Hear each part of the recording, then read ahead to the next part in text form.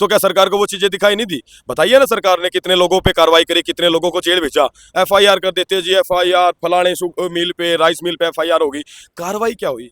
सजा कितने लोगों को हुई?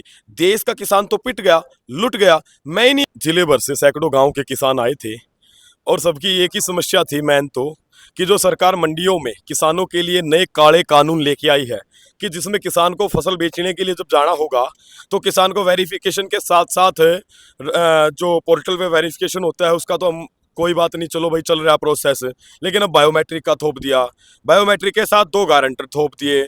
और तो किसान, मुझे लगता है कि सरकार को लगता है कि किसान कोई इलीगल काम करता है, फसल बेचने नहीं जाता, जबकि किसान तो सिंपल तरीके से अपने गेहूं की फसल बेचने जाता है। मंडी में जो एपीएमसी एक्ट है जो 1938 से लगातार चलता आ रहा, उसके तहत अपनी फसल बेचने जाता है। लेकिन सरकार में नीतियां बनाने वाले लोग पता नहीं कहां सो रहे हैं।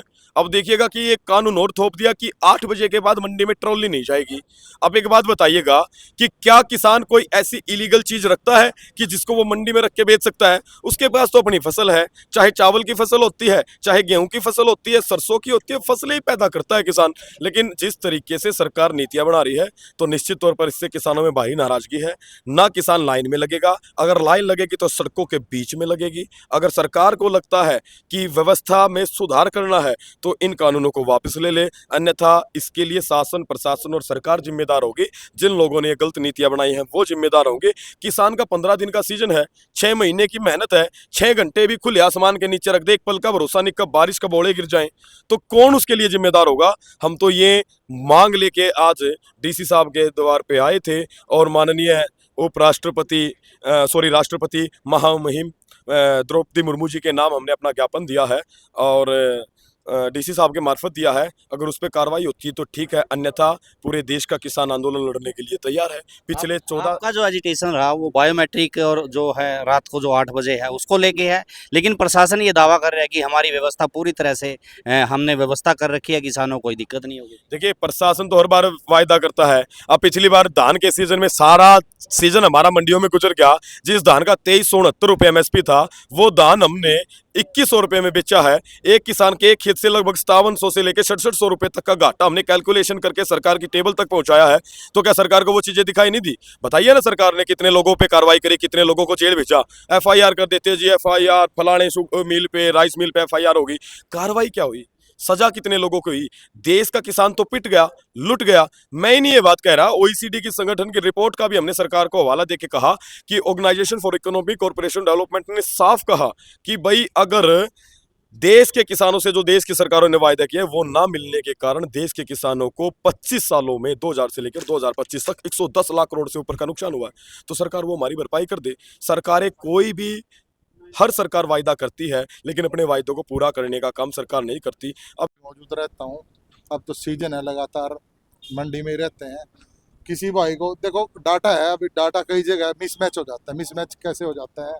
पिछली बार आपने करनाल में देखा भी होगा, जैसे मेरे पंचायत में 100 एकड़ जंगल की खाली पड़ी है, तो उसमें लोग कई बार चढ़ा देते हैं। तो अब की बार क्या है, एक तो सैटेलाइट से डाटा उठाया जा रहा है, दूसरा पटवारी हर खेत में जा रहा है, और एग्रीकल्चर वालों ने भी अपना एक डाटा, तो 4 जगह से हम डाटा ले रहे हैं। उसको मिला के खाली ट्रैक्टर पे आप लोगों ने अपना नंबर लिखवा के आना है। बाकी सबका पोर्टल में मेरे हिसाब से तो कोई दिक्कत है नहीं। है भी तो हमने अपने हेल्प डेस्क वहाँ गेट पे भी मेरी फसल मेरा ब्यौरा जो एग्रीकल्चर विभाग हमारा देखता है, उसके हर उस पे गेट पे हमने 2-2 आदमी बिठा रखे हैं। और 4 जगह मैं आप बताता हूँ, अंगूठे लगाने की जो व्यवस्था है बायोमेट्रिक, वो जिस पे काफ़ी आदमी ओछ पोछ हो रहे हैं हमारे किसान भाई, वो 4 जगह व्यवस्था कर रखी जी पानीपत में हमने। एक तो मेन गेट पे है, एक उसके बाद 127 नंबर दुकान है उसमें है, एक हमारी जो बायोमेट्रिक लैब है उसके अंदर है अंगूठा, और चौथा हमने स्पेयर रख रखा है भाई, जहाँ ज़्यादा भीड़ होगी तो उसके हिसाब से एडजस्ट कर दिया जाएगा। बाबरपुर मंडी में हमारी बायोमेट्रिक की 2 है, छोटी मंडी है और धान भी कम आता है, ये अपना गेहूँ कम आएगा। और वहाँ बायोमेट्रिक की हमने एक 77 नंबर दुकान है हमारी, एक अड़ती भाई है, उसकी वहाँ व्यवस्था की है, एक गेट पे व्यवस्था है। 2-3 चीज़ें हमने स्पेयर कर रखी हैं डीसी साहब से, और माननीय मंत्री जी के, हमारे जो विधानसभा के माननीय मंत्री जी हमें पाल डांडा जी, उन्होंने बात की थी और मैंने भी प्रशासन से बात की थी। 17 आदमी, 12 आदमी जिला प्रशासन के अन्य विभागों के और 5 आदमी कौशल रोजगार के तहत हमें प्राप्त हुए हैं। पूरी टीम आएगी और उसके बाद मार्केट कमेटी की टीम और उसके बाद हमारे जिले के अधिकारी जैसे एसडीएम साहब और निरंतर मैं, मार्केट कमेटी की पूरी टीम, हम सारे लोग, इतने लोग तो देख रहे हैं।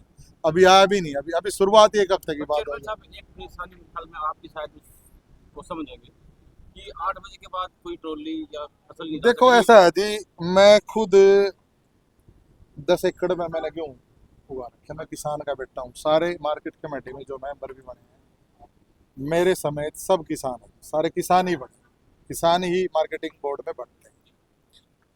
हमारा जो गेहूं है रात को 10 बजे 9-10 बजे कंपेन बंद हो जाती है, आपको पता है, और सवेरे 10 बजे से पहले कंपेन चलती नहीं, मशीन जो है वो चलती नहीं, कंपेन चलती नहीं। तो रात को आप 9-10 बजे तक 2-3 ट्राली जिसकी जो इकट्ठी हुई, सवेरे 6 से 8 6 बजे ले आओ और सवेरे जो कंपाइन शुरू होगी वो 10 बजे शुरू होगी। समझ रहे आप मेरी बात? 10 बजे शुरू होगी तो रात ने अगर जो इसकी 2-4 ट्राली इकट्ठी भी हुई है वो 6 बजे हम बैठे हैं, 6 से हम 8 बैठेंगे और उसके बाद जी डाटा फीड करना होता है हमारे को। हमने कितना खरीदा उसकी सारी सूचना हम सरकार को देते हैं, पोर्टल पर चढ़ाते हैं। हमारे जो कर्मचारी है वो रात को 12 बजे घर जाएंगे, क्योंकि 8 बजे तक हम खरीद करेंगे, 8 से 12 तक हम डाटा चढ़ाएंगे। 3-4 घंटे डाटा चढ़ाने का चाहिए। वो हमारे बच्चे हैं, वो सारे किसान के बेटे हैं, जो गेट पे बैठे हैं वो भी किसान के हैं, वो सारे हमारे बच्चे हैं, जमींदारों के बच्चे हैं। और हम को लेकर आज प्रदर्शन कर रहे हैं। देखो भाई साहब, बायोमेट्रिक का मैंने आपका जवाब दिया है ना, चार जगह व्यवस्था कर रखी है। एक गेट पे आप चेक करके आप मेरे साथ चलो। सारे किसान क्या ये जो किसान को देखो पता क्या है, आदमी कई जगह है, लोग तरह तरीके से तरह तरह के एजेंडे हैं। बाहर से भी गेहूं आता था, यूपी का गेहूं पता है आपने, बाहर का गेहूं अभी भी घूम रहा है 2200 2300 2400 रुपये में। समझ रहे हैं आप मेरी बात? तो बाहर के गेहूं को हम रोक रहे हैं। हम अपना गेहूं अपने स्टेट का लेंगे, अपने किसानों का लेंगे। क्या व्यवस्था की है बाहर के गेहूं? ये व्यवस्था बायोमेट्रिक ही व्यवस्था है, उसका समाधान है। अब देखो करनाल में पिछली बार आपने देखा, पहले तो ले लो ले लिया, फिर उसके बाद फिर उसके खिलाफ प्रदर्शन किया किसानों ने, भाई इनको अंदर दो। जो अंदर गए वो भी तो किसी की माँ के बैठे होंगे ना। समझे ना मेरी बात? तो सबका काम अच्छे से हो, सेफ हो, अच्छे तरीके से हो, इसकी व्यवस्था हमने कर रखी है, सरकार ने कर रखी है। हमारी मांगे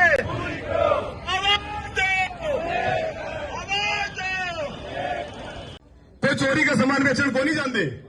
अब भाई बायोमेट्रिक भी चाहिएगी जी, 2 गारंटर भी चाहिएंगे और 8 बजे के बाद मंडी बंद कर देंगे। 8 बजे के बाद मंडी बंद करने का कानून जिसने बनाया है, कम से कम हमारे ताकत बता दो कि 8 बजे के बाद मंडी में कौन सा डाका पड़ा है।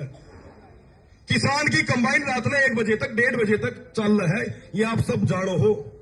जितने हमारे भाई खड़े हैं ना व्यवस्था में, सारे किसान मजदूर आगे घर आते हैं। डेरा है इस बात का कि सरकारी शेष कानून लेकर ही है, लेकिन सब अपनी ड्यूटी निभावे हैं। और हमारी ड्यूटी यह है कि जो किसान भैया ने हमारे तक जिम्मेदारी दी है, उस जिम्मेदारी पर खड़ा उतरने का काम है। सरकारी अधिकारी सरकारी आदेशों का पालन करेगा, लेकिन हमारी सरकार आप लोग हो, किसान हो, और अगर आपके ऊपर कोई बात आओगी तो हम भी अपनी पूरी ड्यूटी निभाएंगे, बिल्कुल दिल से निभाएंगे और आपकी पगड़ी ना झुकने नहीं देंगे।